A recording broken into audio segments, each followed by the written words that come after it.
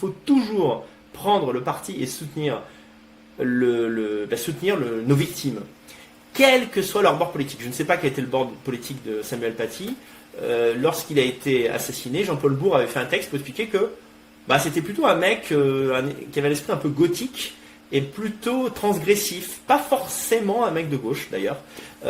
Toutefois, peu importe. Ce que j'essaie de dire, c'est que souvent les droitards pensent que parce que eux sont conscients de l'insécurité, parce qu'ils sont conscients du fait que les musulmans sont des musulmans et que les islamistes sont des islamistes, et bien en quelque sorte que cette connaissance du monde réel va les protéger des attentats qui vont arriver. Mais pas du tout, pas du tout. Et surtout, ils se disent, nos camarades nationaux se disent, ouais, mais Samuel Paty, sûrement qu'il a fait ses caricatures, après il est là, il se baladait dans la rue, fleur au fusil, etc. Non, il a même essayé de s'armer.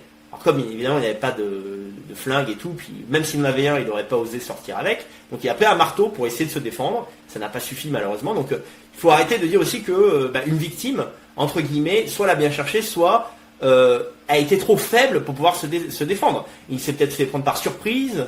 Voilà, le mec a couru derrière, il a suffi d'un coup qu'il a assommé. Et ensuite, en plus, apparemment c'est post-mortem, il s'est fait décapiter.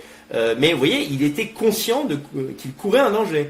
Donc ce n'était pas un idiot, voilà, c'est pas un idiot, c'est quelqu'un qui a suivi le programme peut-être un peu trop à la lettre et qui, à un moment donné, a franchi la ligne rouge avec les musulmans, celle qu'il ne faut pas franchir. Après, il l'a sans doute regretté, il a demandé de l'aide, il n'en a pas obtenu. De ses collègues, du commissariat, il a essayé de s'armer tout seul et malgré tout, ça n'a pas suffi, il s'est quand même fait tuer. Donc vous voyez, c'est vraiment, franchement, c'est dur. Voilà, c'est dur d'apprendre ça 2 ans après sur ce pauvre garçon.